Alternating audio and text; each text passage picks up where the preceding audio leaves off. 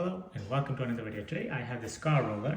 This is a product that has vibration and this roller effect that help you break down your scar tissue and smoothen out the skin. For example, I have a scar here and the skin's kind of tough, and I want to kind of just even out the skin and loosen up that scar tissue so the skin is more soft, like the skin's natural skin surrounding it. So let's go ahead and open it up and see what's inside. Inside comes with this user manual as well as this charging cable. It is a USB-A to proprietary charging cable. It's a nice soft touch material, actually a really nice soft touch material here to hold the massage roller. I'm guessing this dot here is where the charger goes to. Yep, you just plug it in and you can see the silicone just closes right up on it. So you insert that, and when you pull it out, it just closes right on it. So if you're using any massage oils or Mederma, anything like that on your scar tissue, it's not gonna get absorbed into the charging port. Press and hold that button and the vibration is on.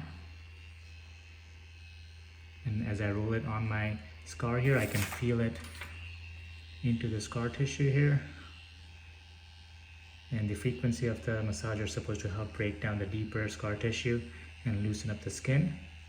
It's pretty easy to use. It's pretty easy, ergonomic to hold. And you can use it for other purposes too. For example, if you have a wrist sprain or something and you want to just massage that area or wherever, knee, ankle, any part of the body, C-section scar, things like that. And press it to increase and decrease the intensity. Press and hold to turn it off. Again, press and hold to turn it on.